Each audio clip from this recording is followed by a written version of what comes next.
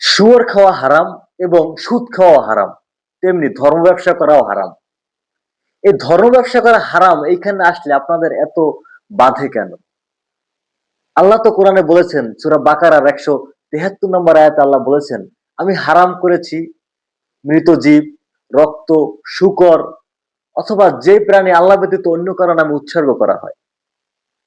হ্যাঁ, আবার আল্লাহ পরে অপশন রেখেছেন যে যদি সে নিরুপায় হয়, যদি তোমরা নিরুপায় হও তখন সীমা লঙ্ঘন না করো তখন তোমরা এটা খেতে পারবে। কিন্তু আল্লাহ পরের আয়াতেই বলেছেন, আমি যা নাযিল করেছি যা তারা গোপন করে এবং এর বিনিময়ে তুচ্ছ মূল্য গ্রহণ করে, তারা নিজেদের পেটে আগুন ছাড়া কিছুই ঢুকায় না।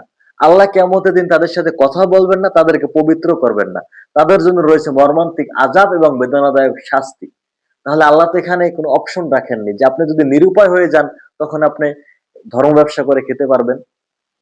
তাহলে আজকে আমাদের সমাজের প্রতিটি অঙ্গনে ধর্মের কোনো কাজ, আপনার বাবা মারা গেছে, তার জানাজার নামাজ পড়াতে গেলে যাকে আনবেন সে টাকা ছাড়া জানাজা পড়াবে না। আজকে যে মসজিদে ইমামতি করেন সে টাকা ছাড়া ইমামতি করবে না। মিলাদ করেন, আপনার ধর্মীয় প্রতিটা অঙ্গনে প্রতিটা কাজ আপনার টাকা ছাড়া হয় না। এই ধর্ম এত বড় একটা বিশাল জিনিস, এত বড় একটা বিশাল উদার, সেই উদারতা ধর্ম কখন হারিয়ে ফেলে জানেন?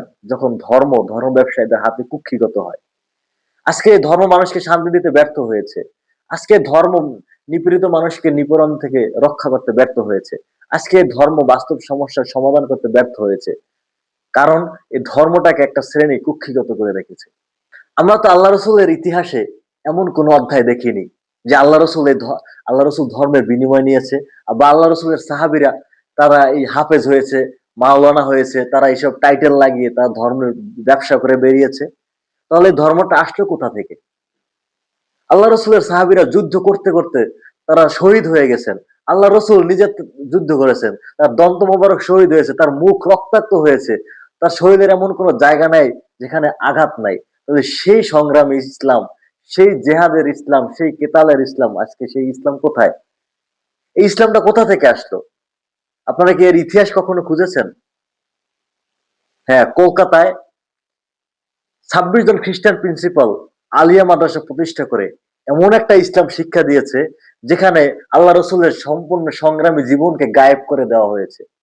এখানে ঢোকানো হয়েছে মাসলা মাসাইল, মিসওয়াক করা সুন্নাত, দিলাকুলুপ করা সুন্নাত, এই বিষয়গুলোকে ঢুকিয়ে মুসলমানরা কিভাবে তারা অনৈক্য থাকবে সেই রকম একটা ইসলাম তাদেরকে শিক্ষা দেওয়া হয়েছে। সেই ইসলাম শিখে যারা বের হয় তারা খাবে কি করে? তখন তারা এই ধর্মটাকে বিক্রি করে খাওয়ার এইটাকে পেশা হিসেবে মেনে নিয়েছে। তাহলে সে ধর্ম কিভাবে আপনাকে শান্তি দেবে? ধর্ম তো শান্তি দিতে তখনই ব্যর্থ হয়েছে। আজকে যদি আপনি আবার সেই প্রকৃত ধর্ম গ্রহণ করেন, সেই আল্লাহ রসুলের প্রকৃত ইসলামের ডাক দেন, আজকে যে মুসলমানদের যে নিদারুণ অবস্থা, একটার পর একটা মুসলিম রাষ্ট্র ধ্বংস হয়ে যাচ্ছে, এই ধ্বংসের হাত থেকে যদি মুসলমানদেরকে রক্ষা করতে চান তাহলে আসুন সেই প্রকৃত ইসলাম, সেই প্রকৃত ধর্ম, সেই প্রকৃত রাস্তা আবার চলে এসেছে দুনিয়ায়। হেজবুত তৌহিদের মাননীয় ইমাম জনাব হোসেন মোহাম্মদ সেলিম তিনি আপনাদেরকে সেই পথে আহ্বান করছেন। আসেন আমরা আবার একটা কথার উপর ঐক্যবদ্ধ হই, লা ইলাহা ইল্লাল্লাহ, অর্থাৎ আমাদের ব্যক্তি জীবন, রাষ্ট্রীয় জীবন প্রতিটা অঙ্গনে আমরা আল্লাহর হুকুম ছাড়া কারো হুকুম মানব না। আল্লাহ যেটা বলেছেন আমরা সেটা করব, আল্লাহ যেটা নিষেধ করেছেন আমরা সেটাকে বর্জন করব। তাহলে আমরা দুনিয়ার বুকে আবার শ্রেষ্ঠ জাতি হব। আল্লাহ যে বলেছেন কোরআনে, তোমরা যদি মোমেন হও আমি তোমাদেরকে সাহায্য করব, তখন আমাদেরকে সে মোমেনের সংজ্ঞা পূরণ হবে।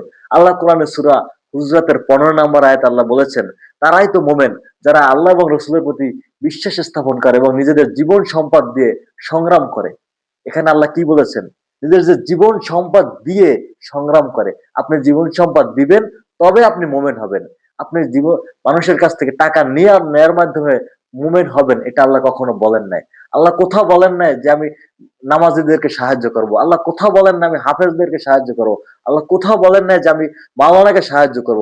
আল্লাহ বলেছেন আমি মোমেনদেরকে সাহায্য করব। তবে সেই মোমেন আপনারা যেদিন হতে পারবেন সেদিন দেখবেন আল্লাহর ৫,০০০ মালায়েক আপনার জন্য প্রস্তুত। আল্লাহর ৫,০০০ মালায়েক আপনাদেরকে সাহায্য করবে এবং মুসলমান জাতি আবার পুরো পৃথিবীতে শাসক জাতি হবে।